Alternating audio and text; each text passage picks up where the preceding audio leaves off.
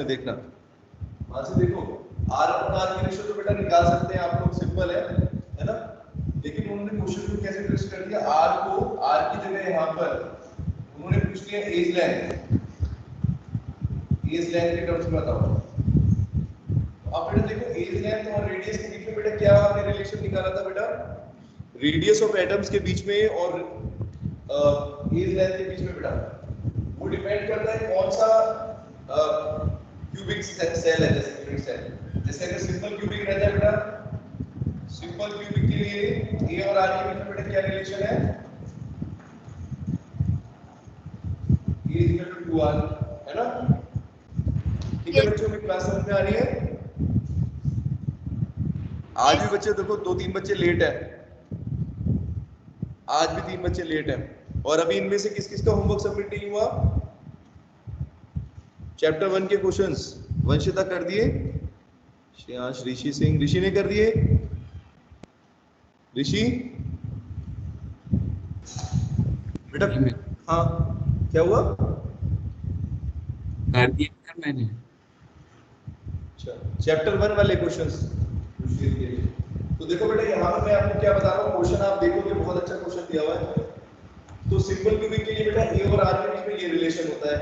ऐसे ही अगर आप देखो एफसीसी के लिए बेटा क्या था, और आपका उसके लिए एक था क्यूबिक फ्लोस्टैटिक सीसीपी, तो इनके लिए बेटा कितनी वैल्यू होती है, अगर एफसीसी के लिए देखें तो बेटा ए और आर के बीच में क्या रिलेशन था, सीसीपी में 2√2r, ठीक है, और एफसीसी में कितना था 3/4r, यही वैल्यू थी ना, √3/4, सॉरी 4/√3, 4/√3r। तो बेटा देखो यहाँ पर क्या था ट्विस्ट, ये रेडियस की रेशियो जो दे रखी है अपने को, वैल्यू दे रखी है, इसको अगर बेटा हम ए के टर्म में लिखना चाहें तो क्या करेंगे, अगर सिंपल क्यूबिक दे रखा बेटा तो यहाँ पर 2r पुट कर दोगे, समझ रहे हो, करके देखना एक बार क्वेश्चंस, आपको दिखेगा उसमें एक क्वेश्चन ऐसा आर अपॉन आर की रेशियो। तो बेटा हमें जो है ये डेरिवेशन करना था, आर अपॉन आर, ये डेरिवेशन। अगर ओक्टाहेड्रल वॉइड का बेटा रेडियस देखें तो आती है 0.414, तो इसका डेरिवेशन सिर्फ लॉजिकल पॉइंट ऑफ व्यू से इंपॉर्टेंट है, डिराइव करने के लिए बेटा कभी नहीं आएगा, लेकिन फिर भी हमें पता होना चाहिए, तो एक बार हम देख लेते हैं इसको कैसे डिराइव करेंगे बच्चों। तो अभी मैं अभी के लिए इसको हटा रहा हूं, ठीक है, चलो इसका डायग्राम देख लो कैसे ड्रॉ करेंगे। इसके लिए बेटा देखो, अब जैसे कोई भी यूनिट सेल है बेटा, एक यूनिट सेल ड्रॉ करते हैं, अब बेटा इसके अंदर एटम्स बेटा किस तरीके से रहते हैं, देखो इस तरीके से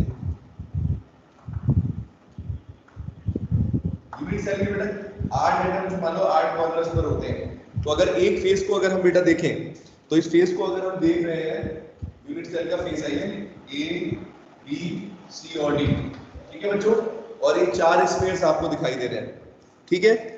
तो अब बेटा कैपिटल आर से अगर हम रेडियस ऑफ एटम्स डिनोट कर रहे हैं, कैपिटल आर से ये वाला, ठीक है, ये चीज, ठीक है, ये कैपिटल आर है बेटा, और जो यहाँ पर रेडियस है वॉइड का रेडियस, वॉइड कहां पे है बच्चों,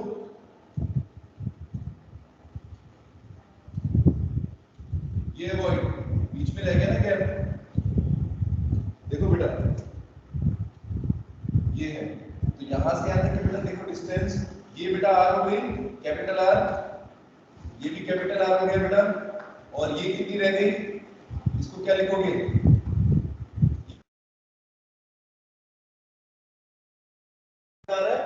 बीच में बेटा ये वॉइड है, ये है आपका ओक्टाहेड्रल वॉइड, तो इस वॉइड का बेटा रेडियस स्मॉल आर है बच्चों, तो कितना हो जाएगा,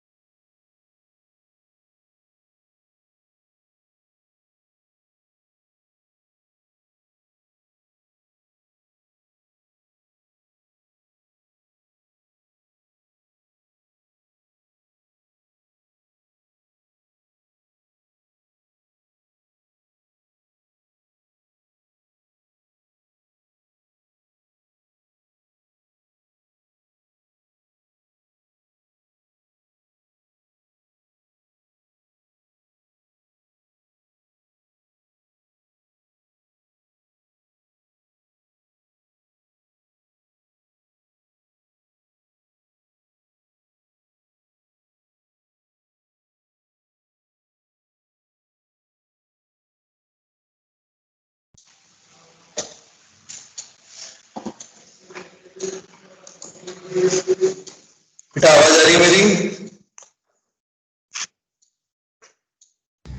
हाँ सर आ रही है। ठीक है चलो, और बोर्ड दिख रहा है इधर इस साइड पर कैसे हो रखा है?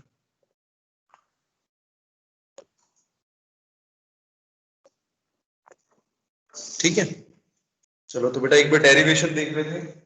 तो इस डेरिवेशन में बेटा देखो, मैं ये कह रहा था आपको, देखो स्मॉल आर बेटा क्या रिप्रेजेंट कर रहा है बच्चों? इस ओटाहेड्रल वॉइड का रेडियस स्मॉल आर से हम रिप्रेजेंट कर रहे हैं, और कैपिटल आर बेटा है रेडियस ऑफ एटम। ठीक है, अब बेटा हमें इन दोनों के बीच में रिलेशन तैयार करना है, तो कैसे करेंगे? सबसे पहले इसमें ज्योमेट्री है, थोड़ी सी आपको ज्योमेट्री देखनी है। तो एबीसीडी बेटा मैंने यहाँ पर ले लिया आपको, ये आर और आर हो गया इस तरीके से। तो यहाँ पर बेटा अगर आप देखें, अगर ट्रायंगल एबीसी लेंगे, ट्रायंगल एबीसी ले लो ये वाला, एबीसी के अंदर बेटा यहाँ पर ये ट्रायंगल राइट एंगल ट्रायंगल है बच्चों, in triangle ABC right angle triangle के अंदर बेटा अगर हम देखें यहाँ पर AB का स्क्वायर प्लस BC का स्क्वायर बेटा AC के बराबर होगा, AC square is equal to AB square plus BC square. ठीक है सिंपल। अब AC की बेटा यहाँ पर लेंथ क्या होगी बच्चों? अगर हम R और R के टर्म में देखें, ये जो मैंने यहाँ पर लिखा है इसको मैं इसके टर्म में लिखता हूँ। ये कैपिटल R हो गया बेटा, यहाँ से आ सकता। फिर ये चीज कितनी होगी बेटा? 2R। ठीक है, और ये लेंथ बेटा यहाँ से यहाँ, ये भी R है कि नहीं? ये रेडियस ऑफ एटम, ये भी रेडियस ऑफ एटम, और ये बेटा हो गया डायमीटर ऑफ ओक्टाहेड्रल वॉइड। तो यानी बेटा अगर हम इसको अंदर रखें यहाँ पर AC का स्क्वायर करें,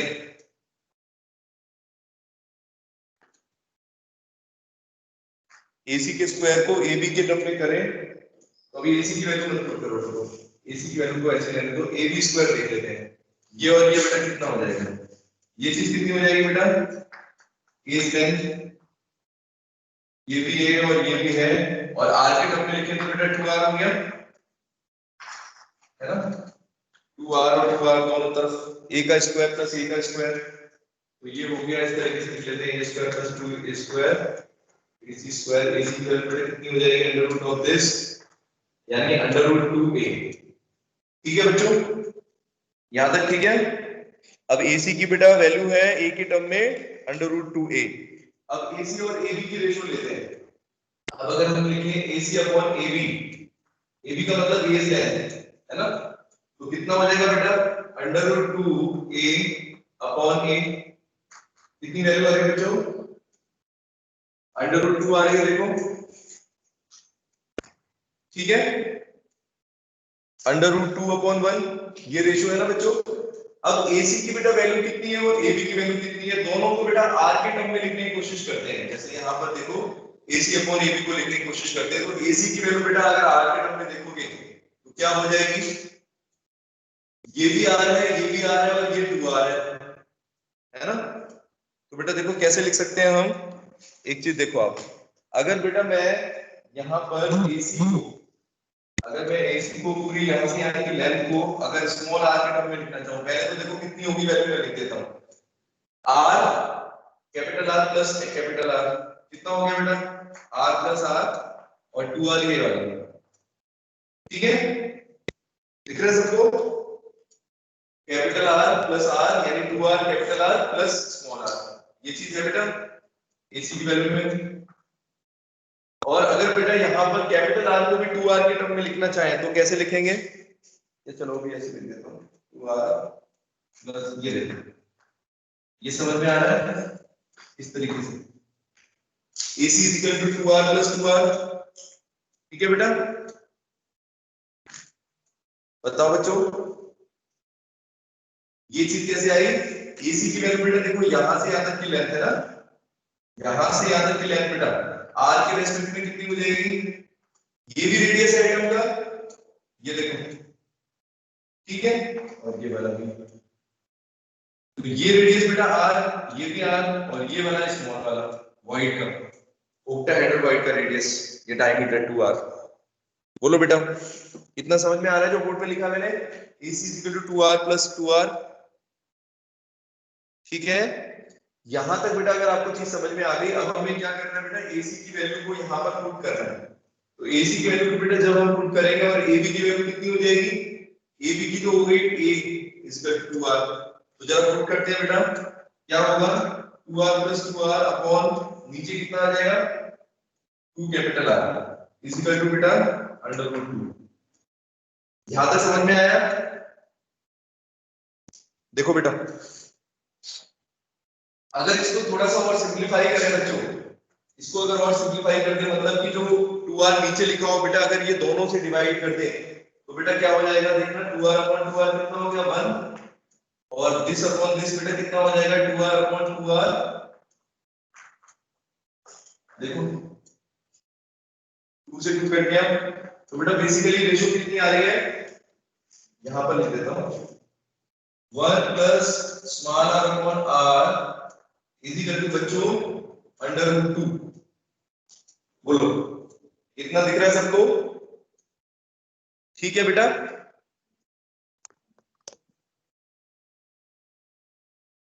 मानसी समझ में आ रहा है बेटा ये कैसे लिखा है मैंने?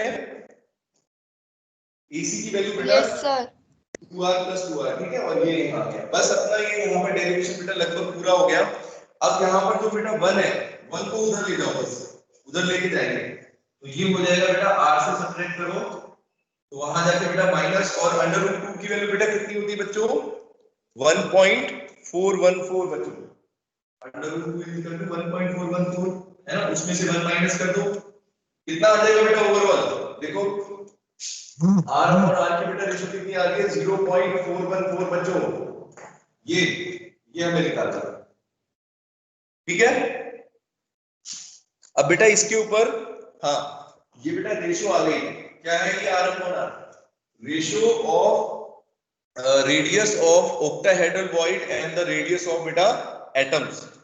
किसी भी यूनिट सेल के अंदर अगर रेडियस ऑफ एटम की बात करें, कोई भी क्लोज पैकिंग हो जाए, कोई एनी क्लोज पैकिंग, उसमें रेडियस का रिलेशन और बेटा ऑक्टाहेड्रल वॉइड का रिलेशन कितना आता है, इसकी रेशियो आती है 0.414 बच्चों।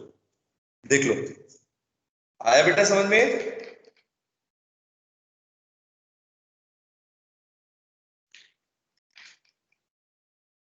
बोलो बच्चों ठीक है, ध्यान में आ रहा है बेटा समझ में? यस इसी तरीके से बेटा आप क्या कर सकते हैं, एक रिलेशन, ये रिलेशन हमारा जो है ये तो बेटा है ऑक्टाहेड्रल वॉइड और रेडियस ऑफ एटम के बीच में। अब ऐसा ही कुछ रिलेशन एक तैयार करते हैं हम टेट्राहेड्रल वॉइड्स, क्योंकि उनका रिलेशन भी चाहिए हमें रेडियस के टर्म में बेटा, तो उसको भी देखते हैं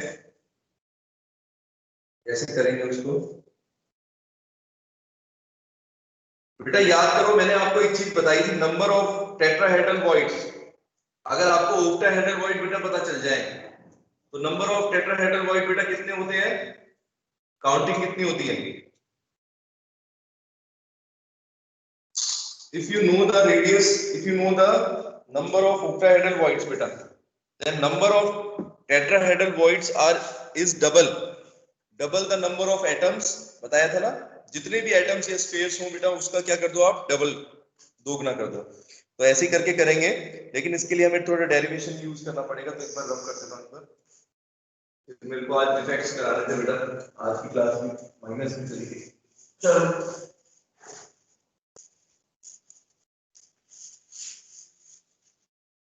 अब बेटा एक बार देख लेते हैं जल्दी से, तुम्हारी क्लास में ग्रेड लगते हैं सारे, अभी बेटा मोबाइल पे चल रही है क्लास तुम्हारी। चलो तो रिलेशन बिटवीन बेटा, रिलेशन बिटवीन टेट्राहेड्रल वॉइड, ठीक है, R एंड R, लेकिन यहाँ पर बेटा R का मतलब चेंज कर देंगे हम, यहाँ पर लिखेंगे radius of tetrahedral void, tetrahedral void, ठीक है।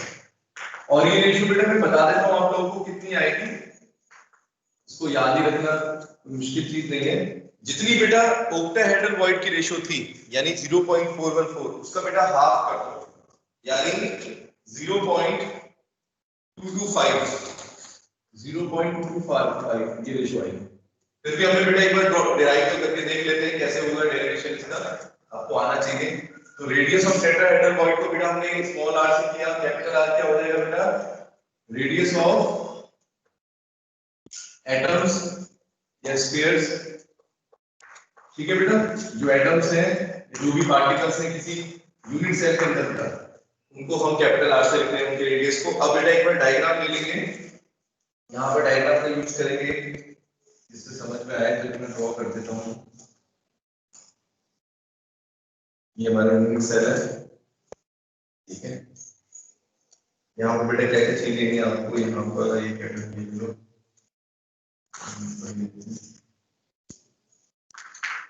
ठीक है, यहाँ पर हो गया ये ए बोलो बेटा, इसको ए, और ये बी आपका, ये पॉइंट बी लेना है, बीच में बेटा एक पॉइंट है यहाँ पर,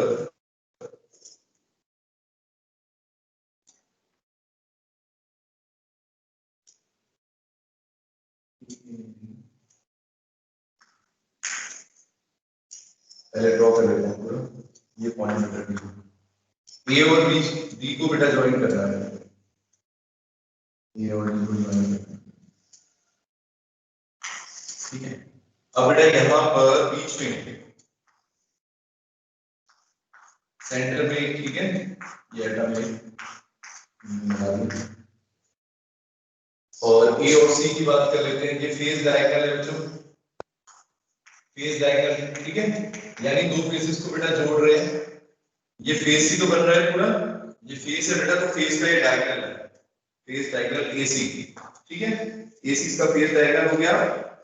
और यहाँ पर ये चीज आपकी जो हो गई बीच में, ये आपका वॉइड है, इस तरह का वॉइड है, ठीक है, तो इसको हम लिखेंगे 2r स्मॉल। तो ये है बेटा आपका टेट्राहेड्रल वॉइड। अब टेट्राहेड्रल वॉइड हमने जो है उसको ड्रॉ करने के लिए देखो हमने एफसीसी स्ट्रक्चर यूज किया, ठीक है, ये है फेज डायग्राम। अब यहाँ पर बेटा और क्या चीज है, यहाँ पर ये टेट्राहेड्रल वॉइड में लिख देता हूँ। अब बेटा रिलेशन याद करते हैं, कैसे करेंगे, ट्रायंगल्स का यूज कर रहे हैं यहाँ पर, एक तो ट्रायंगल हमें दिख रहा है एबीसी, ठीक है, बी आपकी ये साइड है, this is your B, ABC और बेटा एसीबी, दो ट्रायंगल्स का हम यूज करने वाले हैं। तो सबसे पहले हम देखेंगे बेटा, एक यहाँ पर फेस एसीबी को फेस डायग्राम है, AC is equal to face diagram, ठीक है बच्चों। तो अब इसमें देखो आप सबसे पहले शुरुआत करते हैं बेटा, राइट एंगल ट्रायंगल लेंगे एबीसी की, एबीसी ट्रायंगल पे देखो, इन ट्रायंगल एबीसी बेटा ये जो है फेस डायगोनल है बच्चों, और फेस डायगोनल भी है और इसके साथ साथ बेटा हाइपोटेन्यूज भी है ना।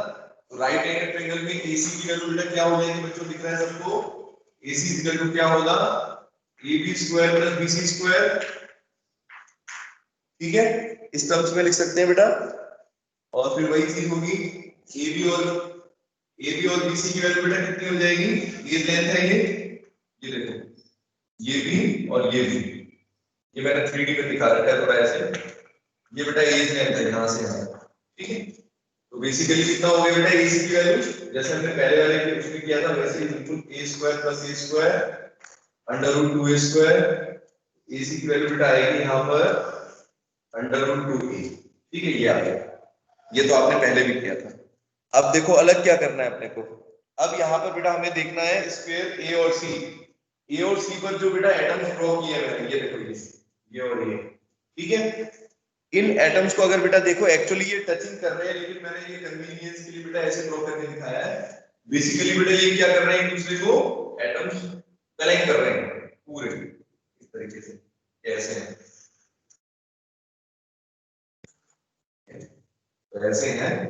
तो इससे बेटा अगर हम देखें इस चीज को समझ के, तो हमें क्या दिखाई दे रहा है, जो फेज डायग्राम में बेटा AC की वैल्यू अगर हम कैपिटल R के टर्म में बेटा लिखना चाहें तो कितनी हो जाएगी, अगर ये दोनों एक्चुअल में टच कर रहे हैं तो बेटा AC की वैल्यू बेटा क्या हो जाएगी, कैपिटल R है ना, ये चीज रेडियस, एटम्स का radius R plus R is equal to 2R, ठीक है।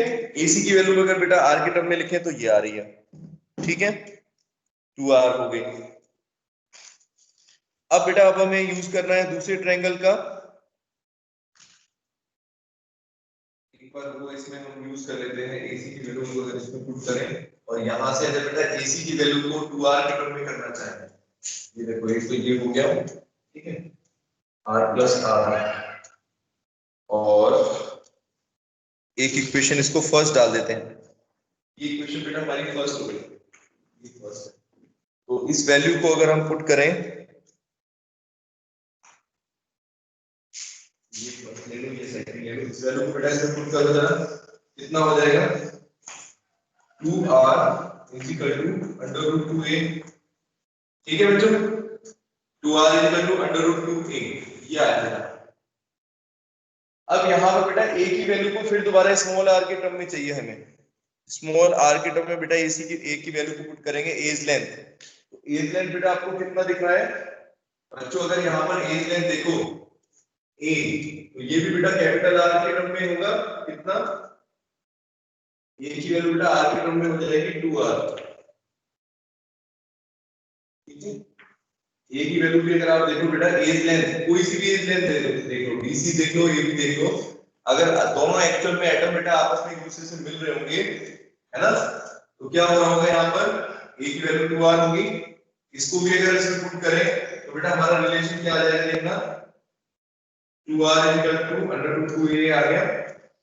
इसमें a की वैल्यू पुट करो, कितना हो गया 2r under root,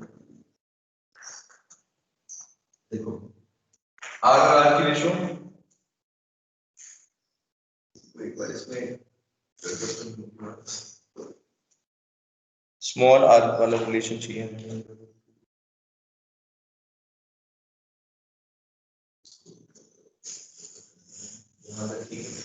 to R is equal to 2a। अब बेटा r की वैल्यू को एक के टर्म में लिख लेते हैं, बस सिंपल। तो ये हो जाएगा अंडर रूट 2/2a। ठीक है बेटा, ये है। और इसको अगर रेशनलाइज करना चाहो तो वो भी हो जाएगा under root 2 into under root 2, ये हो जाएगा 2a अपॉन अंडर रूट 2, ये वैल्यू आ जाएगी। r की वैल्यू a के टर्म में बेटा आ जाएगी under root a upon under root 2, ये चीज बेटा। ठीक है, दोनों ही रिलेशन ठीक है। अब बेटा हमें ट्रायंगल यूज करना है ACD, यहां तक हमारा काम हो गया। दूसरे ट्रायंगल का यूज करना है, ये वाला ट्रायंगल जो मैं बता रहा था, एक तो ABC है ये वाला, और दूसरा बेटा दिख रहा है जो आपको AC और D, AC और D, ये वाला बेटा, जिसके बीच में बेटा ये टेट्राहेड्रल वॉइड है, जिसके सेंटर में बेटा क्या है, ये टेट्राहेड्रल वॉइड है। ये ट्रायंगल आपको यूज करना है। तो ACD ट्रायंगल अगर बेटा देखोगे तो इसमें फिर वो पाइथागोरस थ्योरम लगाएंगे। तो कौन सा राइट एंगल ट्रायंगल बेटा, इसमें हाइपोटेन्यूज कौन सी दिख रही है आपको बच्चों, ACD ट्रायंगल में ये लेंथ है, ये वाली लेंथ है, और ये वाली लेंथ है। कौन सा है बेटा, सबसे लंबी साइड देखो AD होगी बच्चों, यहां लिख लेते हैं in triangle ACD, in triangle ACD, ACD की बेटा वैल्यू देखो, इसमें AD का स्क्वायर बेटा किसके बराबर है, CD square plus AC square, AD, या फिर डायरेक्टली लिख देता हूं AD is equal to AD square plus CD square. ठीक है, AD का स्क्वायर बेटा AC और CD के टर्म में, AC स्क्वायर प्लस CD के टर्म में। ठीक है, अब यहाँ पर AC की तो वैल्यू बेटा हमें दे रखी है, और CD बेटा कितना हो जाएगा बच्चों, CD कितना है, एज लेंथ के बराबर, CD भी तो एक एज ही है ना बच्चों। ठीक है, तो बेटा वैल्यू जरा पुट करते हैं, और अगर AD की वैल्यू को बेटा अगर पुट करोगे AC और इसके टर्म में यहाँ पर, तो AC का बेटा स्क्वायर हो जाएगा, यहाँ पर अंडर रूट 2 पे a का स्क्वायर करोगे तो क्या बन रहा है 2a स्क्वायर, और वहां बेटा CD स्क्वायर भी a स्क्वायर हो गया, ये देखो। ठीक है, इतना a के टर्म में अगर AD की बेटा वैल्यू निकाले तो कितनी आ रही है, देखो AD is equal to under root 3a, ये देखो बेटा दिख रहा है क्या नीचे, AD is equal to under root 3a, ये बेटा हमारे पास रिलेशन आया है। AD की वैल्यू a के टर्म में ये आई है। ठीक है, अब AD बेटा हम क्यों कैलकुलेट करना चाहते थे, ये चीज समझो।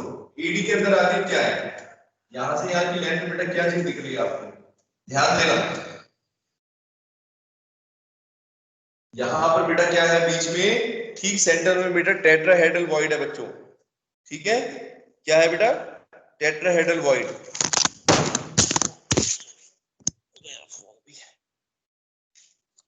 क्रैश हो गया।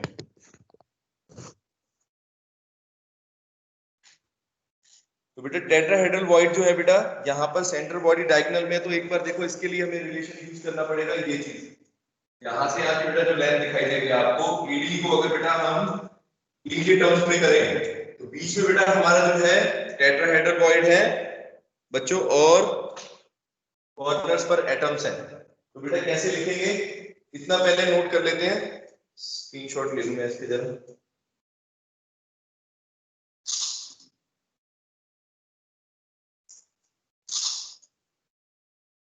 इतना बेटा समझ में आया।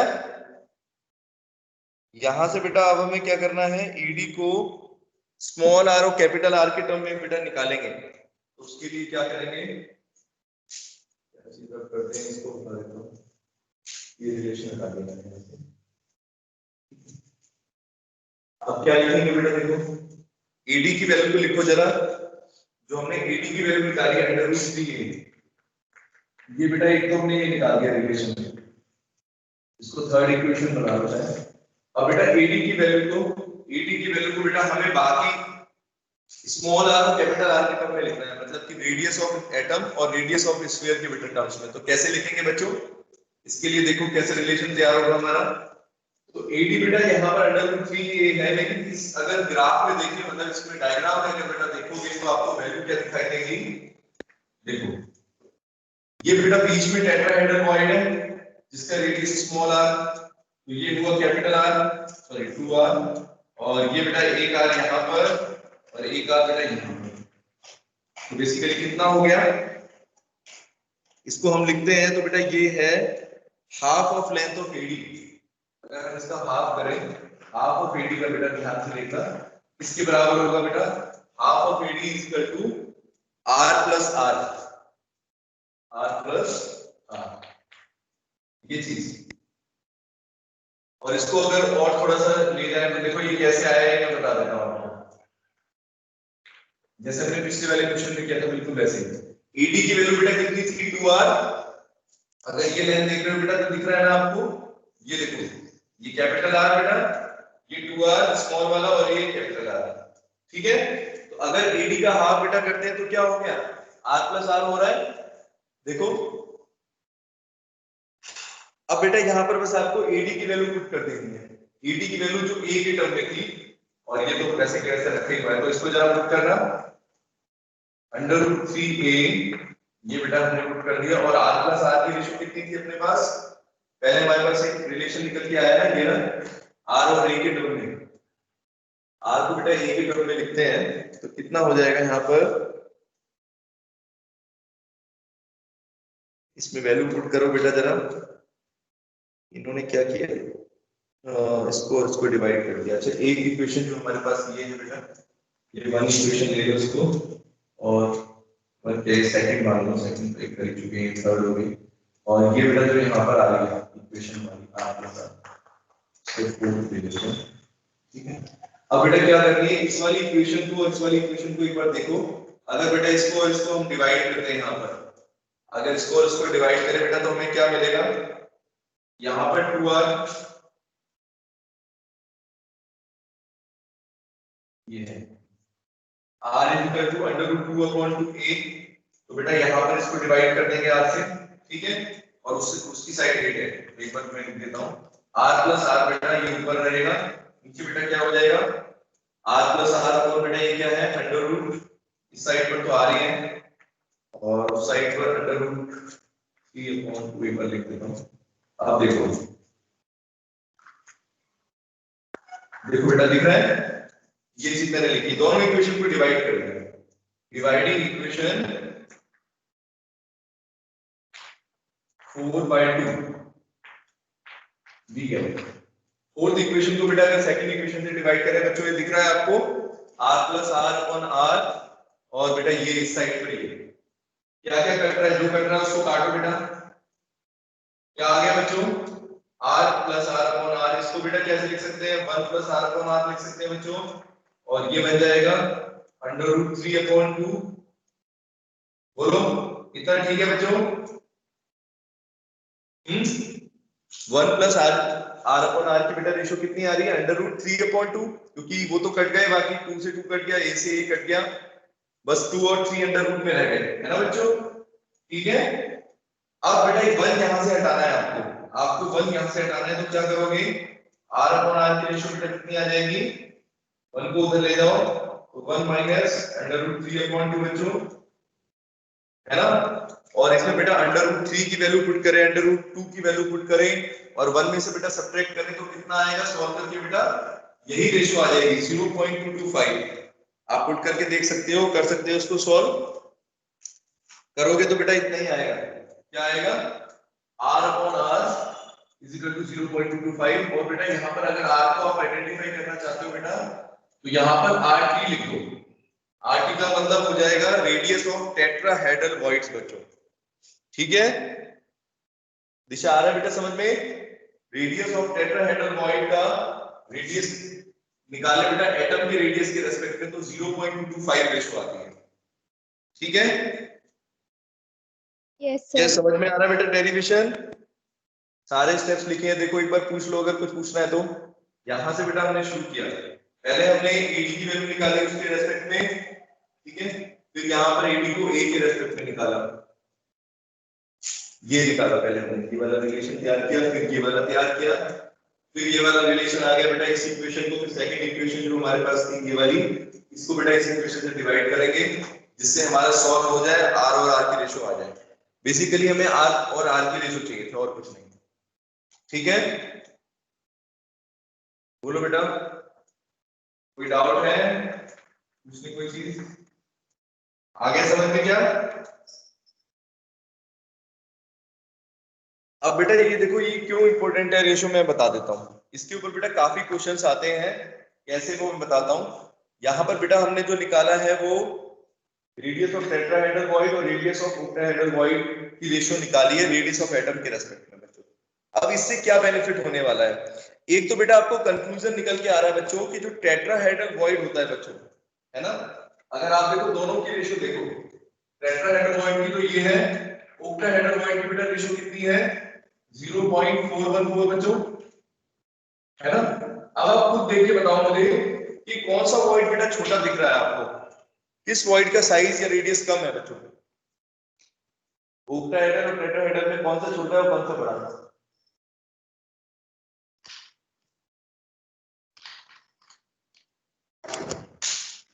बताओ बेटा, कौन सा वॉइड छोटा है, किसका साइज कम दिख रहा है,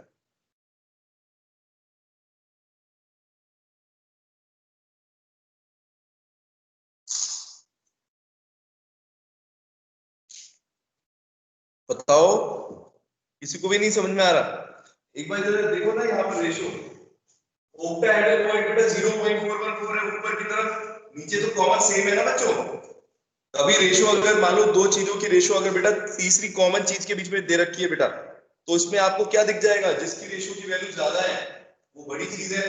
आरओ की वैल्यू बेटा क्या है, अगर इन दोनों को अगर सॉल्व भी करो तो ऐसे नहीं दिख जाएगा आपको, आरओ अपॉन आरटी अगर मैं लेता हूं तो कितना आ रहा है बेटा, 0.414 अपॉन 0.225, बोलो बेटा, तो किसकी वैल्यू बेटा ज्यादा है, कौन सा साइज, किसका साइज बड़ा है, कौन से वॉइड्स का, देखो ऑक्टाहेड्रल वॉइड बेटा लगभग टेट्राहेड्रल वॉइड के बेटा डबल साइज के दिख रहे हैं, है ना, अप्रोक्सीमेटली ले सकते हो डबल साइज के होते हैं बच्चों। तो ये कंक्लूजन बेटा यहां पर निकल के आएगा, ये इंपॉर्टेंट चीज है जो आपको याद रखनी है, that tetrahedral void is much smaller than octahedral void, बेटा लगभग अप्रोक्सीमेटली 2 टाइम्स, ध्यान रहे आपको, लगभग दोगुना साइज के होते हैं ऑक्टाहेड्रल वॉइड बेटा, जो भी टेट्राहेड्रल वॉइड का साइज हो, जो भी वैल्यू हो बेटा उसका डबल होता है, लगभग अप्रोक्सीमेटली डबल ले सकते हैं, वैसे तो थोड़ा कम ही आएगा, 1.8 1.9 फैक्टर पर आता है। ठीक है बच्चों, ये चीज समझ में आ रही है, this is called the ratio, ये हमने जो बेटा रिलेशन निकाला है वो है r upon capital small r upon capital R, then that is radius of octahedral and tetrahedral void with respect to radius of atom बच्चों। अब ये क्यों इंपॉर्टेंट है बेटा, क्योंकि इससे जुड़ा हुआ एक क्वेश्चन आता है, ठीक है, इससे जुड़ा हुआ एक क्वेश्चन आता है, इसके ऊपर बेस्ड वो मैं आपको बताता हूँ, रेशियो पूछ सकते हैं डायरेक्टली, ये तो है ही, बेटा बोर्ड पर समझ में आ गया आपको इतना? रख करो। Yes sir. हाँ बेटा ठीक है, इतना आ गया समझ में? अब बेटा एक चीज समझा देता हूं आपको जल्दी से। जैसे बेटा कोई भी आयनिक सॉलिड है, जैसे आयनिक सॉलिड में बेटा एक केटायन होता है, जो एक एनायन होता है ना, तो केटायन और एनायन की बेटा रेडियस की रेशियो जो निकालते हैं हम, इसको लिखते हैं R+/R-। तो बेटा ये देखा गया कि बेसिकली क्या होता है, अगर बेटा किसी केटायन किसी आयोनिक सॉलिड की बेटा बात करोगे तो ratio of cations and anions in an ionic solid that is radius ratio बोला जाता है इसको बेटा। क्या बोलते हैं इसको? Radius ratio.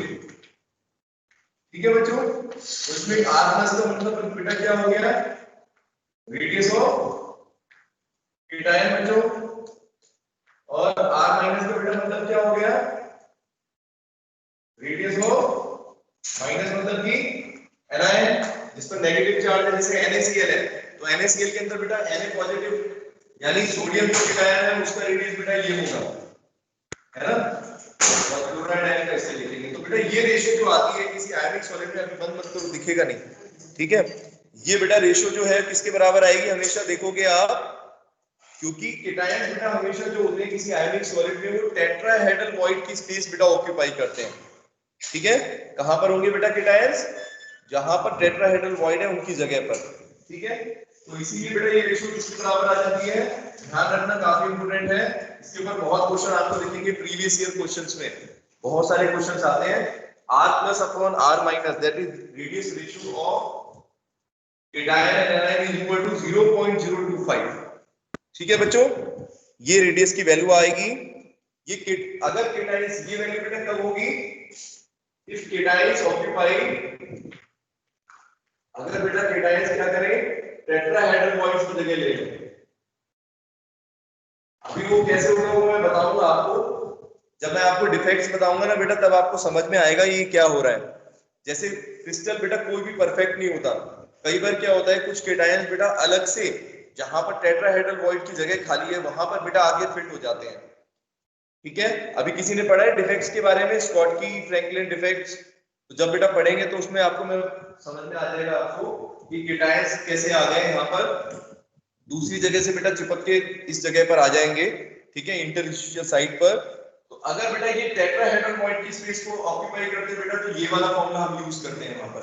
ठीक है, और इसी तरीके से अगर बेटा एक टेट्राहेड्रल की जगह में ऑक्टाहेड्रल वॉइड्स की जगह आ जाए तो बेटा क्या हो जाएगा, फिर कैसे निकाल सकते हो रेडियस की रेशियो क्या हो जाएगी? 0. अगर ऑक्टाहेड्रल वॉइड्स होंगे बेटा तो 0.414 पुट करोगे। ठीक है, तो क्वेश्चन कई बार इस तरह के आए हैं, यहां पर बेटा लिख देते हैं ये रीजन कब होगा, if the cations occupy octahedral void. कैसे वॉइड बेटा? Octahedral void. ठीक है बच्चों, आया क्या इतना समझ में? बहुत इंपॉर्टेंट है ये, एग्जाम में आते हैं इस तरह के क्वेश्चंस काफी सारे आए हैं। अगर बेटा किसी आयोनिक सॉलिड के अंदर बेटा अगर कोई केटायन जो है, अगर मान लो बेटा वो इंटरस्टिशियल साइट पर, जब मैं बताऊंगा आपको डिफेक्ट्स पर, बेटा वो अलग से आके टेट्राहेड्रल वॉइड, क्योंकि वो तो खाली है ना जगह बेटा, समझ रहे हो मानसी? वॉइड्स का मतलब क्या है बेटा, वो स्पेस खाली है, टेट्राहेड्रल वॉइड भी खाली होता है और ऑक्टाहेड्रल वॉइड भी खाली जगह होती है। तो जो खाली जगह है बेटा अगर वहां पर कोई एटम आ जाएगा तो उसका रेडियस हम निकाल सकते हैं।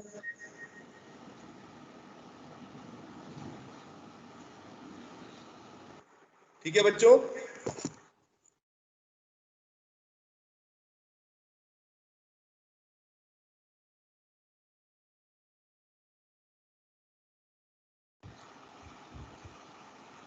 आ रही बेटा मेरी आवाज? ठीक है, तो बेटा ये डेरिवेशन समझ में आया बच्चों। और हम कहाँ यूज करते हैं इस तरह के क्वेश्चंस में, जहां पर बेटा अगर मान लो कोई केटायन जो है जैसे इंप्योरिटी की तौर पर, अब मैं डिफेक्ट्स आपको कराऊंगा तो आपको ये चीज समझ में आ जाएगी। ठीक है, बोलो इतना समझ में आया? पहले ये बताओ। अब बेटा यहाँ पर मैंने आपको कुछ नोट्स के अंदर बेटा दिया हुआ है, रेडियस अगर क्यूबिक है बेटा तो 0.73 से लेकर कुछ वैल्यूज यहाँ पर दे रखी है, कोऑर्डिनेशन नंबर भी है, स्ट्रक्चर भी दे रखा है। तो बेटा इसको आपको थ्योरेटिकल चीजें इनको याद कर लेनी है बेटा, ठीक है। जैसे अगर डायगोनल प्लेनर होगा कोई स्ट्रक्चर और बेटा उसमें कोऑर्डिनेशन नंबर अगर 3 है तो रेडियस रेशियो की वैल्यू होती है 0.155 से लेकर 0.225। तो ये बेटा आप याद आ रहा हूँ। डिफेक्ट्स की बेटा बात कर लेते हैं एक बार। तो वैसे बेटा इस सीबीएसई के सिलेबस से हट चुके हैं बेटा डिफेक्ट्स, ठीक है।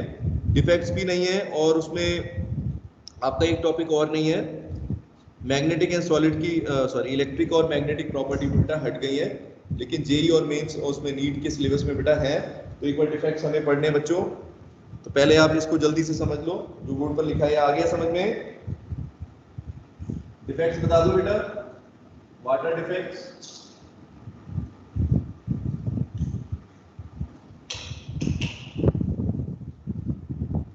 डिफेक्ट का मतलब बच्चों क्या होता है वैसे मुझे बताओ सिंपल।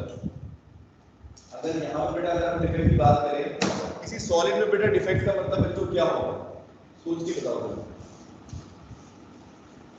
डिफेक्ट का मतलब बेटा क्या हो गया, कमी। किसी सॉलिड के अंदर बेटा किस तरह की कमी हो सकती है, या किसी क्रिस्टल के अंदर बोली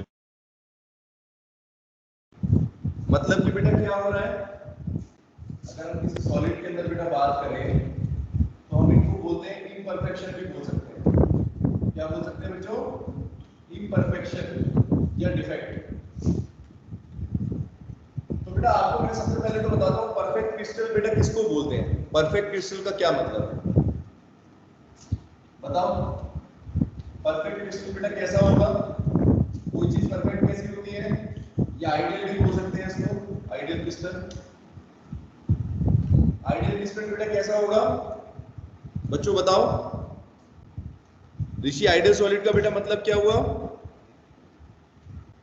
एक ऐसा क्रिस्टल बेटा जिसका स्ट्रक्चर कभी भी क्या रहे नॉर्मल, जैसे मतलब जो पोजीशन वो ऐसे कैसे उसी पोजीशन पर बेटा रहे, है ना। किसी की पोजीशन बेटा चेंज ना हो, है ना। सब कुछ बेटा सब कुछ परफेक्ट तरीके से हो, है ना। तो क्या बेटा हमेशा ऐसा पॉसिबल हो सकता है बच्चों, नो सर। क्या ऐसे पॉसिबल है कि हमेशा कोई क्रिस्टल परफेक्ट रहे, ये तो नहीं है। तो फिर बेटा कब परफेक्ट होता है ये भी जानना आपके लिए जरूरी है। तो बच्चों याद रखो कि कोई भी क्रिस्टल किसी भी तरह का क्रिस्टलाइन सॉलिड यानी कोई भी क्रिस्टल बेटा तभी आइडियल होता है जब बेटा वो किस टेम्परेचर पर होता है, एब्सोल्यूट जीरो टेम्परेचर पर बेटा। एब्सोल्यूट जीरो टेम्परेचर कितना होता है बच्चों, 0 केल्विन को बोलते हैं एब्सोल्यूट जीरो। बच्चों कुछ बच्चों को लगता है कि जीरो एब्सोल्यूट जीरो का मतलब हो गया 0 डिग्री सेल्सियस। तो बच्चों याद रखना आपने पढ़ा होगा कि 0 केल्विन बेटा जो होता है वो एब्सोल्यूट जीरो टेम्परेचर होता है, ये मत भूलना। तो इस टेम्परेचर के ऊपर बेटा कोई भी जो आपको क्रिस्टल मिलेगा ना, मतलब अगर इतना टेम्परेचर बेटा रहे तो हमेशा हर क्रिस्टल क्या रहेगा बच्चों, परफेक्ट रहेगा। उसमें सब कुछ परफेक्ट रहेगा, जहां पर कीटायन है जहां पर एनायन है सब कुछ बिल्कुल एकदम फिक्स है, मतलब उसमें कोई वॉइड्स नहीं हो, मतलब जैसा बिल्कुल हमने जैसे पढ़ा है ना बेटा, जहां यहां तक बेटा सॉलिड्स की जो भी प्रॉपर्टी पढ़ी है वो ऐसी कैसे रहेंगी। लेकिन बेटा क्योंकि आप जानते हो कि नेचर के अंदर बेटा 0 केल्विन टेम्परेचर हमेशा पॉसिबल नहीं है बच्चों, है ना। अब कोई सॉलिड अगर बेटा 25 डिग्री सेल्सियस पर रखा है या कोई और टेम्परेचर है 0 केल्विन के अलावा, एब्सोल्यूट जीरो के अलावा बेटा कोई भी टेम्परेचर है, तो वहां पर बेटा क्या हो सकता है, उस सॉलिड के अंदर उस क्रिस्टल के अंदर बेटा प्रॉपर्टी चेंज हो सकती है बच्चों, है कि नहीं। और इसी को बेटा हम बोलेंगे जो भी प्रॉपर्टी में चेंज आ रहा है, जो भी साइज में शेप में जो भी बेटा डिफरेंस आ रहा है, ठीक है, इस तरह की बेटा चीजों को हम क्या बोलेंगे, डिफेक्ट्स बोलेंगे बच्चों, या इम्परफेक्शंस इन सॉलिड्स बोलेंगे। तो परफेक्ट क्रिस्टल बेटा क्या हो जाएगा, परफेक्ट क्रिस्टल क्या होता है बेटा, एक ऐसा क्रिस्टल जिसमें बेटा सॉलिड्स के ऐसे कैसे स्ट्रक्चर जो है वो मेंटेन रहे, उसको हम बोलेंगे परफेक्ट क्रिस्टल, ठीक है। डेफिनेशन यही है, a crystal which has same unit cell containing same lattice point throughout the whole of the crystal is known as crystal lattice। मतलब जिसमें ऐसे कैसे बेटा, ठीक है, crystal having all having same unit cell, मानो एक यूनिट सेल के अंदर बेटा क्या हो, सारे के सारे लैटिस पॉइंट्स ऐसे ही हो जो होने चाहिए, having all same lattice points through out the crystal बेटा, एक जगह भी डिफेक्ट नहीं होना चाहिए, बिल्कुल परफेक्ट होते हैं, ठीक है, through out the crystal, through out the lattice, ठीक है, इज कॉल्ड परफेक्ट क्रिस्टल। और बेटा ये कब कब एग्जिस्ट करते हैं बेटा, आइडियल क्रिस्टल या आइडियल सॉलिड बेटा किस टेंपरेचर पर एग्जिस्ट एट 0 केल्विन बेटा, 0 केल्विन टेम्परेचर जिसको एब्सोल्यूट जीरो बोला जाता है, ठीक है बच्चों, आया इतना समझ में? तो अगर बेटा कोई भी टेम्परेचर होगा 0 केल्विन के अलावा तो उसमें बेटा क्या होंगे, इम्परफेक्शन होंगे बच्चों, ठीक है, इम्परफेक्शन या डिफेक्ट्स बोल सकते हैं उनको, ठीक है, क्रिस्टल डिफेक्ट भी बोल सकते हैं बेटा, अदर देन टेम्परेचर 0 केल्विन। बोलो बेटा इतना समझ में आया? ठीक है, सिंपल सी बात है, डिफेक्ट का मतलब है जो भी उसके अंदर बेटा इम्परफेक्शन है, जो भी कमी हो सकती है, जरूरी नहीं है कमी क्या हो सकती है बेटा, जैसे लैटिस पॉइंट्स है मान लो, तो जो लैटिस पॉइंट बेटा हमने जैसे पढ़े हैं परफेक्ट स्ट्रेट लाइन में होने चाहिए, इतने एटम्स मान लो एक के पीछे एक लगे होने चाहिए, बिल्कुल बेटा वैसे के वैसे अगर स्ट्रक्चर है परफेक्ट, तब आप उसको बोलोगे आइडियल या परफेक्ट क्रिस्टल, ठीक है। लेकिन बेटा क्योंकि टेम्परेचर की वैल्यू चेंज होती रहती है बेटा कंडीशंस के अकॉर्डिंग, तो कहीं ना कहीं बेटा रियल लाइफ में कैसा रहेगा, डिफेक्ट्स एग्जिस्ट करेंगे, ठीक है, उन्हीं को बोलेंगे बेटा इम्परफेक्शन। अभी परफेक्शंस कितने टाइप के होते हैं, डिफेक्ट्स कैसे होते हैं, थोड़ा सा बस इंट्रोडक्शन करा रहा हूं, टाइम ओवर हो रहा है।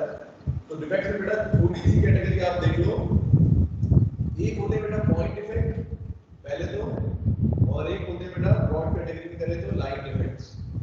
अब बेटा पॉइंट डिफेक्ट का बच्चों मतलब क्या हुआ और लाइन डिफेक्ट का मतलब क्या हुआ? पॉइंट का मतलब बेटा क्या हुआ, जैसे हम पढ़ते हैं कि किसी भी लैटिस के अंदर एक पॉइंट जो है बेटा वो क्या रिप्रेजेंट करता है बच्चों, किसी भी यूनिट सेल के अंदर, यहाँ पर बेटा मान लो ये यूनिट सेल है, इसमें आपने मैंने दिखाया था बहुत सारे पॉइंट्स होते हैं बेटा, क्या बोलते हैं इनको, लैटिस पॉइंट्स या लैटिस साइट्स बोलते हैं बेटा, है ना। अब जो ये लैटिस पॉइंट्स है बेटा, अगर बेटा कोई डिफेक्ट सिर्फ एक पर्टिकुलर पॉइंट तक बेटा सीमित है, ठीक है प्रियांशु, जैसे अगर कोई पॉइंट यहाँ पर इसमें कोई डिफेक्ट है, इस पर्टिकुलर पॉइंट में कुछ सिलेक्टेड पोर्शंस है, तो जो बेटा डिफेक्ट पूरे क्रिस्टल में नहीं होता, बच्चों ध्यान से सुनना, जो डिफेक्ट बेटा पूरे क्रिस्टल में ना होकर सिर्फ बेटा जहां पर इरेगुलरिटी सिर्फ कुछ पर्टिकुलर पॉइंट्स पर हो, लैटिस पॉइंट्स पर हो या लैटिस साइट्स पर हो, उसको बेटा क्या बोलेंगे, पॉइंट डिफेक्ट बोलेंगे बेटा, ठीक है बच्चों, that is known as point defect. यानी सिर्फ एक लैटिस पॉइंट पर हो, एक हो सकते हैं बहुत सारे हो सकते हैं, लेकिन वो बेटा इतनी लिमिट पर होगा। ये देखो मान लो यहाँ पर कोई एटम नहीं है, कोई एटम इधर उधर हो गया, ठीक है, या कोई एक्स्ट्रा एटम आ गया, इस तरह के डिफेक्ट आप पढ़ोगे अभी आने वाले टाइम में, ठीक है, अगली क्लास में, तो बेटा इनको बोलते हैं पॉइंट डिफेक्ट्स, ठीक है, क्योंकि ये बेटा कहाँ तक सीमित होते हैं, कहाँ तक लिमिटेड है बेटा, सिर्फ एक पर्टिकुलर पॉइंट्स पर, ठीक, कुछ सिलेक्टेड पॉइंट्स होंगे जहां पर बेटा ये चीज हो सकती है, ठीक है। तो ये आपके बेटा सिलेबस में है, इनको पॉइंट डिफेक्ट भी बोलते हैं, और कई बार इनको बोला जाता है एटॉमिक डिफेक्ट्स, क्योंकि ये बेटा बेसिकली किसको रिप्रेजेंट कर रहे हैं, मैंने बताया था जब लैटिस पॉइंट यूनिट सेल की बेटा प्रॉपर्टीज बताई थी, तो कि हर एक पॉइंट बेटा एक एटम को या एक पार्टिकल को रिप्रेजेंट कर रहा है, तो क्योंकि बेटा पार्टिकल के अंदर डिफेक्ट है तो हम उसको क्या बोल सकते हैं, एटॉमिक डिफेक्ट भी बोल सकते हैं, पॉइंट डिफेक्ट भी बोल सकते हैं, ठीक है। दूसरे बेटा होते हैं लाइन डिफेक्ट। लाइन डिफेक्ट का मतलब बेटा क्या होता है, जब पूरा का पूरा लैटिस, पूरे के पूरे लैटिस में बेटा डिफेक्ट हो गई, मान लो ये पूरी लाइन है, बताया था ना, लाइन डिफेक्ट का मतलब बेटा क्या हो गया, जो डिफरेंट लैटिस पॉइंट को बेटा जोड़ती हुई एक लाइन चल रही है, तो मान लो पूरे लैटिस के अंदर बेटा डिफेक्ट जो है सिर्फ पॉइंट्स पर नहीं बल्कि पूरी लाइन तक है, मतलब सारे लैटिस के अंदर है, पूरे के पूरे स्ट्रक्चर के अंदर, तो बेटा उसको हम बोलेंगे लाइन डिफेक्ट्स। और ये बेटा आपको अभी नहीं पढ़ने हैं, ठीक है, ये 12th क्लास के सिलेबस में बच्चों नहीं है, तो आपके सिलेबस में सिर्फ क्या है, पॉइंट डिफेक्ट्स पढ़ने हैं बेटा आपको, ठीक है। अब अगली क्लास में मैं आपको पॉइंट डिफेक्ट्स के टाइप बताऊंगा, ठीक है, किस किस तरह के होते हैं, आयोनिक सॉलिड में कौन से होते हैं, नॉन आयोनिक में कौन से होते हैं। आज का होमवर्क बेटा आप लोग सुन लो ध्यान से, आपको क्वेश्चंस मैंने दे रखे हैं, जेई की डाउट क्लास होगी, जेई नीट की, उसमें करने हैं वो क्वेश्चंस, वो वाले भी हैं, और बेटा इस साल के जो लेटेस्ट क्वेश्चंस हैं वो भी आपको दिए हैं, ठीक है, दोनों आप लोग करोगे जितना टाइम मिले आपको, ठीक है, डू एज मच क्वेश्चंस, तो बेटा कल की क्लास में आप लोग डाउट अपने पूछना, जो मैंने आपको चैप्टर 1 के जो क्वेश्चंस दे रखे हैं, ठीक है, प्रीवियस ईयर वाले, तो वो भी कर लेना और इसमें से भी देख लेना। चलो ओके, बाय, टेक केयर बेटा।